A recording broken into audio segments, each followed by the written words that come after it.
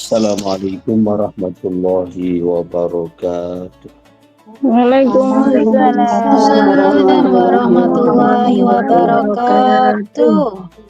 Alhamdulillah. Assalatu wassalamu ala sayyidina wa maulana rasulillah. Habibina wa syafi'ina wa qurrati a'yunina Muhammadin sallallahu alaihi wasallam. Wa ala alihi wa ashabihi wa mawalah subhanak. La ilma lana illa ma'allamtana innaka antal alimul hakim subhanak. La fahma lana illa ma fahamtana innaka antal jawadul karim. Rabbana ftah bainana wa baina qaumina bil haqqi wa anta khairul fatihin. Wa ba'd.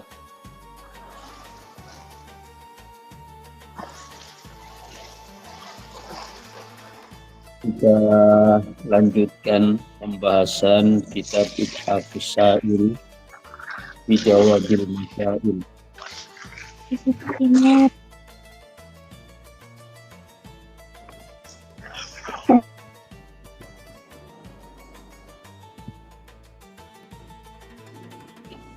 Bismillahirrahmanirrahim. Qala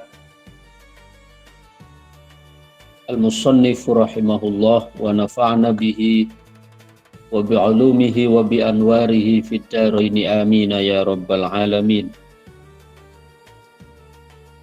Wa sa'alta an qawlihi aydan fi man yasta'inu bi ni'amillahi ala ma'asih. Inna tamanni zawalin ni'mati anhu la yakunu min qabilil hasadi bal huwa min qabilil ghirati lillahi ta'ala.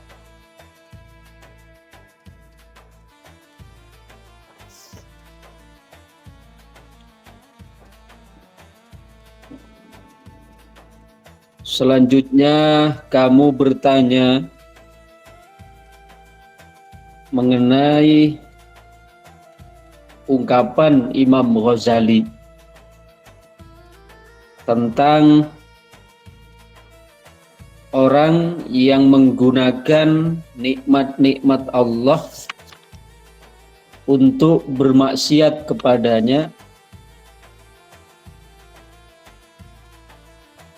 sesungguhnya mengharapkan kehilangan atau hilangnya nikmat dari orang yang menggunakan nikmat untuk maksiat itu tidak termasuk dari sifat hasud atau sifat dengki. Akan tetapi bal huwa min qabilil ghirati lillahi ta'ala, namun itu masuk dalam bentuk atau sikap cemburu karena Allah subhanahu wa ta'ala.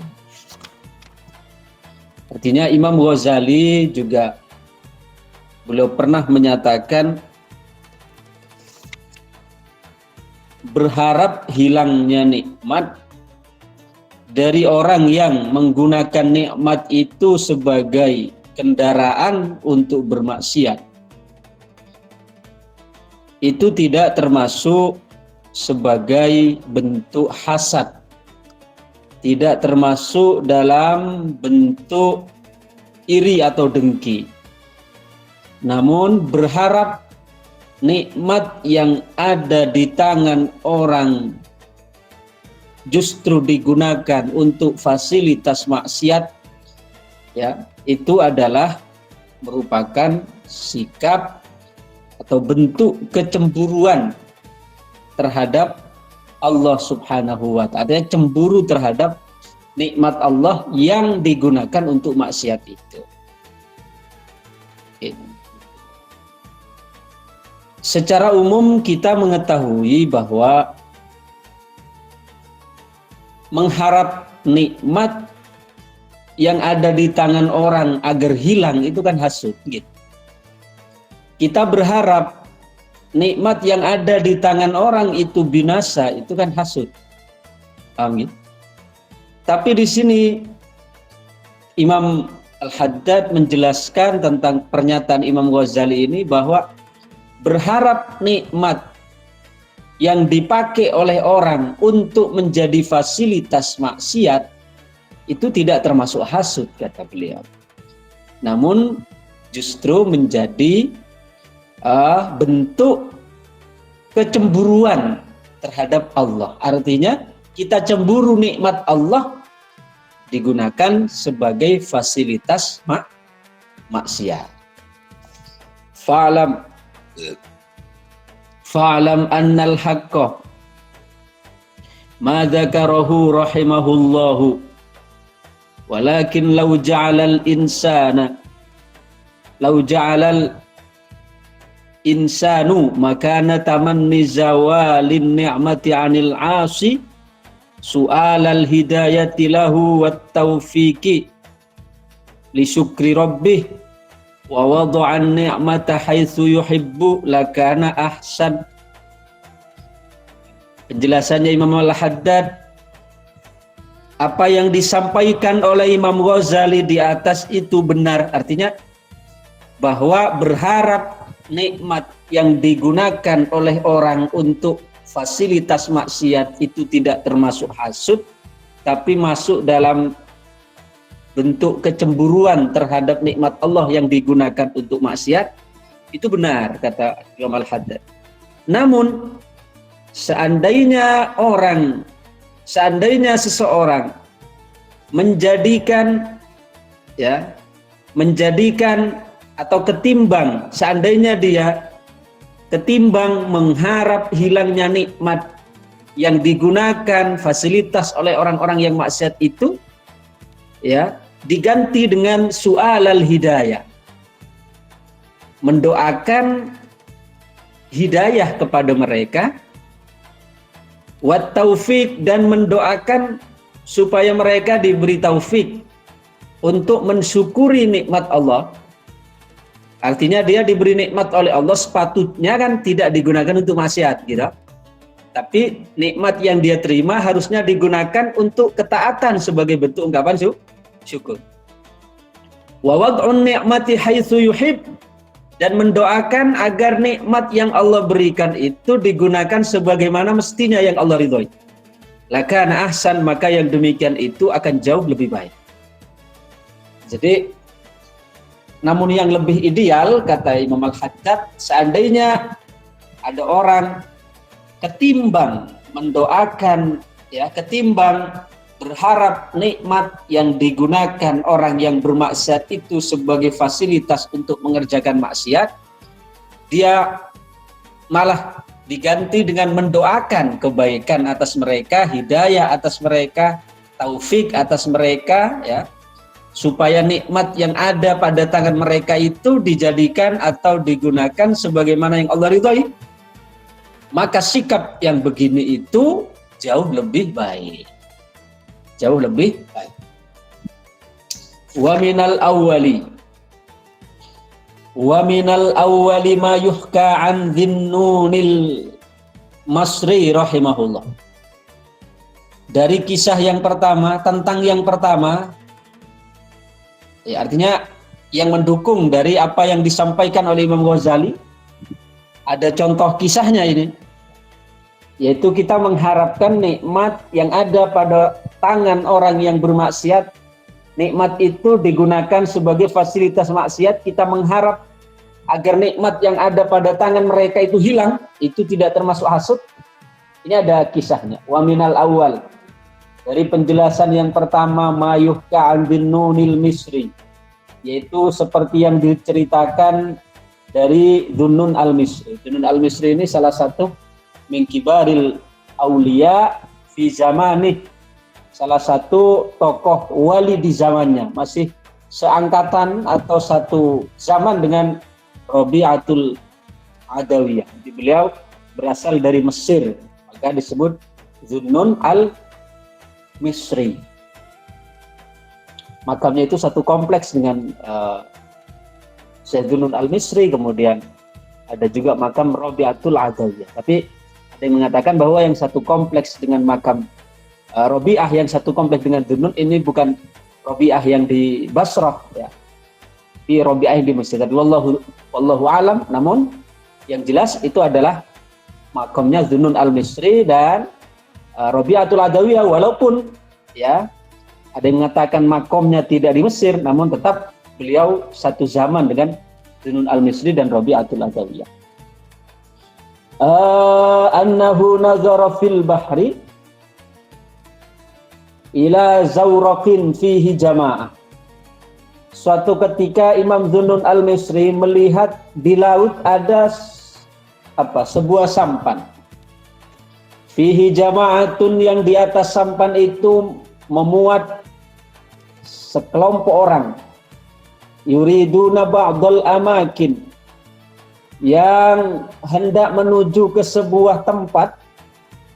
Wa qasduhum ayyashhadu ala bari'i bil batili wa mujanabatil haq. Yang tujuan mereka naik sampan menuju sebuah tempat itu adalah untuk melakukan mungkarat lah. Ya. Melakukan kebatilan, menjauhi al-haq. Fada'allahu alaihim, maka Imam Zunnun al-Misri mendoakan ya atas mereka. Mendoakan atas dengan mendoakan kepada itu beda loh gitu. Kalau mendoakan fada'a alaihim, da'ala artinya mendoakan keburukan. Tapi kalau da'alahum, mendoakan kepada, ya doa kebaikan.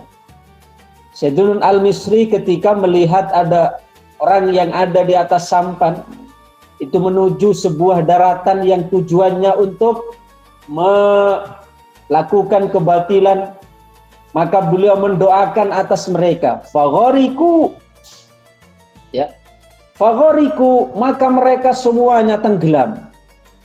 Falamma qila lahu fi dzalik, ketika ditanya beliau, ya, beliau ditanya, mengapa beliau mengambil sikap yang seperti itu? Artinya mendoakan agar mereka tenggelam. Qala syahadatul bahri khairul lahum min syahadati zur. Kesaksian lautan lebih baik terhadap mereka dibandingkan kesaksian dusta. Artinya karena mereka di antara tujuannya dalam penyeberangan untuk melakukan kebatilan, diantaranya berupa kesaksian palsu. Maka Imam Zunnun al-Misri ketika ditanya, mengapa panjenengan mendoakan seperti itu? Beliau menjawab, kesaksian laut, artinya mereka tenggelam, jauh lebih baik dibandingkan kesaksian bohong yang akan mereka lakukan. Jadi ini sebagai syahid, sebagai dalil atau sebagai bukti bahwa mengharap hilangnya nikmat yang ada di tangan orang ahli maksiat, yang nikmat itu digunakan sebagai fasilitas untuk bermaksiat kepada Allah, maka itu tidak termasuk hasud. Tapi itu masuk dalam sikap kita cemburu karena nikmat Allah itu digunakan untuk maksiat. Paham gitu? Itu. Jadi tidak termasuk hasud kalau seperti itu. Itu merupakan bentuk cemburu terhadap nikmat Allah karena digunakan maksiat. Itu contoh dari penjelasan yang pertama. Adapun contoh kisah dari penjelasan yang kedua, apa penjelasan yang kedua tadi? Yang disampaikan oleh Imam Al-Haddad bahwa seandainya ya ketimbang mendoakan keburukan atau mendoakan hilangnya nikmat dari orang-orang yang maksiat itu, andaikan mendoakan untuk kebaikan mereka, yaitu mendoakan agar dapat hidayah, mendoakan agar mereka sadar, mendoakan agar mereka menyadari bahwa nikmat yang Allah paringi itu harusnya digunakan untuk taat, itu akan lebih baik kata beliau. Ini ada dasarnya juga. Wa minas tsani, adapun dari kasus yang kedua, yaitu kita mendoakan orang yang menggunakan nikmat untuk maksiat, kita doakan kebaikan untuk mereka. Ada kisahnya juga. Ma hukiya'an ma'rufil karhi, sebagaimana yang diceritakan dari Imam Ma'ruf al-Karhi, sama-sama wali besarnya. Ya. dari Imam Ma'ruf Al-Karhi. Annahu marrah, bahwa suatu ketika beliau lewat, wa ashabuhu bersama murid-muridnya. Jadi beliau suatu ketika lewat bersama murid-muridnya ala syati'id Dajlah, lewat di tepi sungai Dajlah. Fanadharu ila isabatin minal fussak. Tiba-tiba beliau bersama murid-muridnya melihat segerombolan orang-orang fasik. Raqibina fi safinatin, yang mereka itu menaiki sebuah perahu. Wa hum mustaghiluna bisyarabi wa anwa'il lahwi. Di atas perahu itu mereka ya pesta-pesta, minum-minuman keras dan ya joget-joget. Faqala ashabu Ma'rufin lahu, salah satu dari muridnya Imam Ma'ruf Al-Karhi ini matur, ya Ustaz, ud'ullaha alaihim. Salah satu murid dari Syekh Ma'ruf Al-Karhi matur kepada beliau, wahai guru, tolong panjenengan doakan mereka. Artinya berdoa atas mereka, yakni berdoa keburukan, doakan tenggelam juga lah, seperti yang di kasus pertama tadi, itu yang kisahnya Syekh Zunnun. Ya Ustaz, ud'ullaha alaihi. Farafa'a yadaihi. Imam Ma'ruf mengangkat tangan.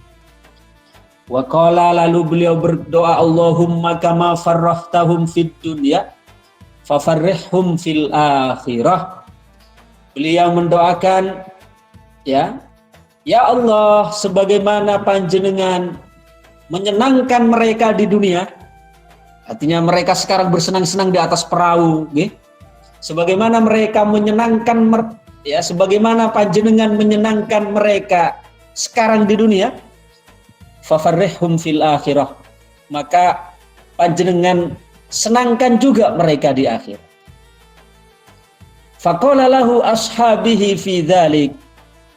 Lalu ketika Syekh Ma'ruf habis berdoa begitu kan, doanya kan tidak seperti yang diharapkan murid-muridnya, toh.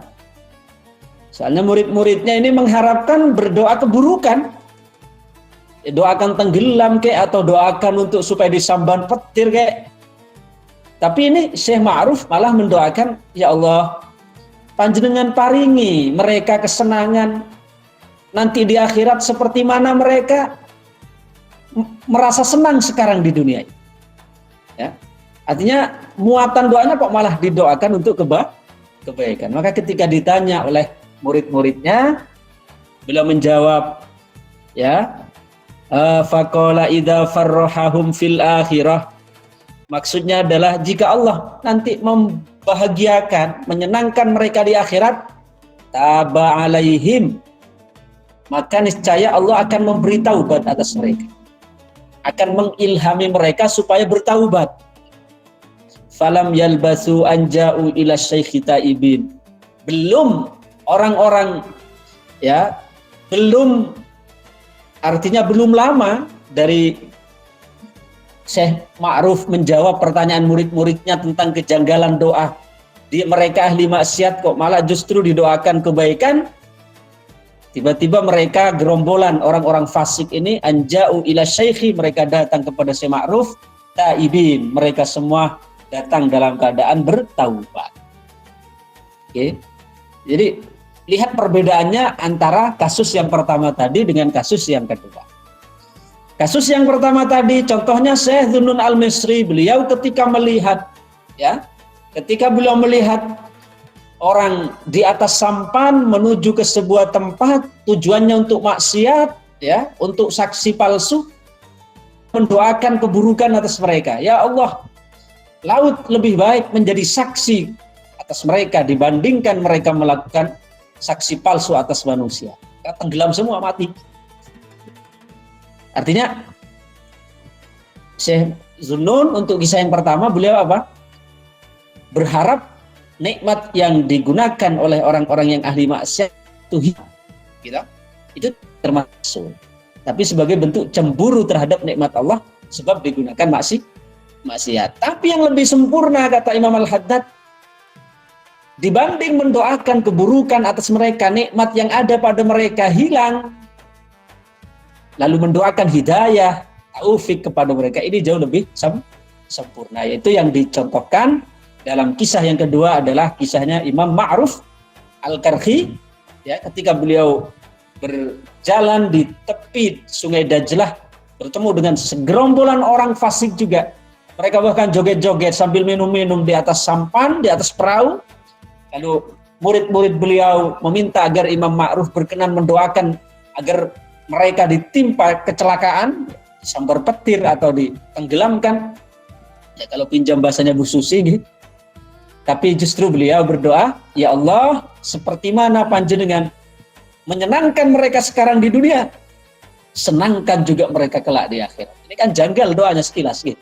Lalu ketika murid-muridnya bertanya, wahai Imam, bagaimana panjenengan kok mendoakan ya orang yang ahli maksiat, mereka senang sekarang di dunia, kok panjenengan berdoa senangkan juga mereka di akhirat?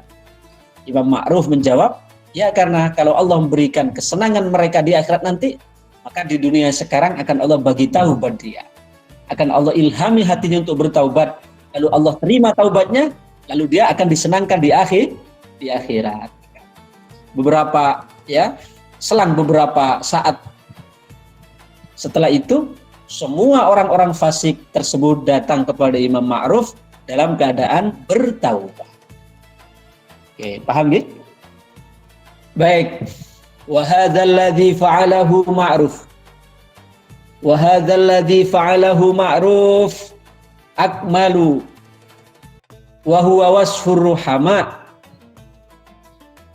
Apa yang dilakukan atau sikap yang diambil oleh Imam Ma'ruf, yaitu beliau berdoa kebaikan atas mereka, mendoakan mereka hidayah, mendoakan mereka untuk Allah senangkan nanti di akhirat juga.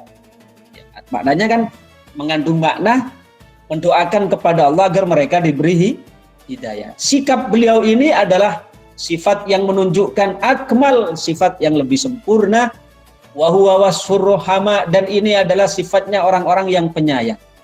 Min ahlillahi, dari kalangan wali-walinya Allah, wa khassatihi, dan orang-orang khususnya Allah, wal mukasyafina bi wasfil jamal, dan orang-orang yang disingkapkan dengan sifat-sifat yang indah. Ya. Walladzi dzakarahul imam, tetapi apa yang diambil sikap oleh Imam siapa? Zunnun yang pertama, maqamun syarif, ini juga merupakan satu makom yang mulia. Ya. Fil ghirati lillah, di dalam kita merasa cemburu terhadap Allah. Dalam arti kita cemburu karena nikmat Allah yang sepatutnya digunakan untuk taat malah digunakan untuk maksiat. Wa yaghlibu ala man mashhadihi al-jalal minal khassah. Yang mana sikap dari Imam Zunnun yang pertama tadi, itu beliau tengah dikuasai oleh mashhadul jalal. Mashhadul jalal itu apa? Kesaksian terhadap keagungan Allah, kebesaran Allah.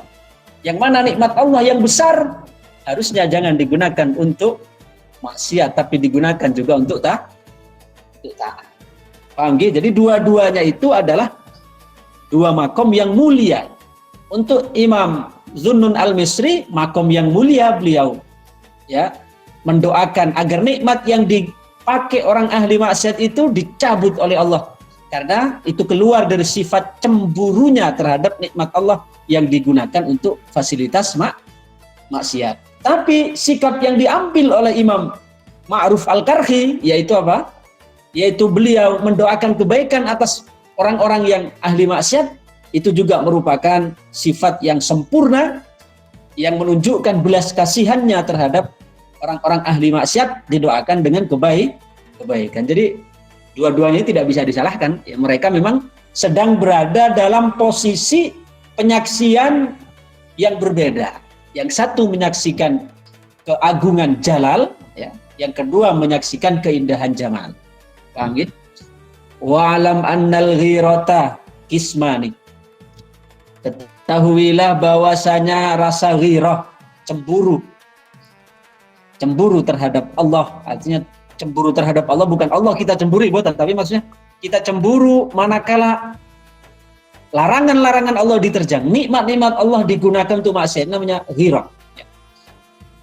Ghirah, cemburu itu ada dua. Ahaduhuma ayyugharal insanu li rabbih idza hatakat maharimuhu wa dhuyyi'at idza hutikat maharimuhu wa dhuyyi'at huququhu wa yusammal ghadabu lillahi aidan. Bentuk ghirah, bentuk cemburu yang pertama adalah seseorang cemburu terhadap Tuhannya. Idza hutikat maharimuh, jika larangan-larangan Allah itu diterjang. Ya, wa dhuyyi'at huququh, dan melihat hak-hak Allah, perintah-perintah Allah diabaikan. Wa yusammal ghadabu lillah, yang semacam ini, ghirah jenis yang pertama ini, yaitu seorang merasa cemburu manakala melihat ada keharaman-keharaman yang dikerjakan dan perintah-perintah yang diabaikan, maka kecemburuan itu akan menjelma menjadi al-ghadab lillah, menjelma menjadi kita marah karena Allah. Jadi marahnya bukan karena hawa nafsu, tapi marahnya karena melihat melihat perintah Allah diabaikan, larangan Allah diterjang. Maka ini cemburunya akan melahirkan al-ghadab lillah, marah, tapi marahnya karena Allah. Jadi marah itu tidak semuanya tercela. Gitu. Ya, ada marah yang terpuji. Marah yang terpuji itu adalah marah apabila kita melihat larangan Allah diterjang, perintah Allah ditinggalkan. Maka kemarahan yang seperti ini disebut sebagai al-ghadab lillah, ya, atau disebut juga al-ghadab al-mahmud, marah yang mulia. Nah, adapun marah yang selalu dibahas, yaitu marah tercela, itu adalah marah yang hanya mengikuti hawa nafsu. Ya. Dan Kanjeng Nabi, beliau sering memberikan contoh. Ya. Bahkan kata sahabat, Nabi itu tidak pernah terlihat beliau marah apabila berkaitan atau menyangkut dengan hak pribadi beliau.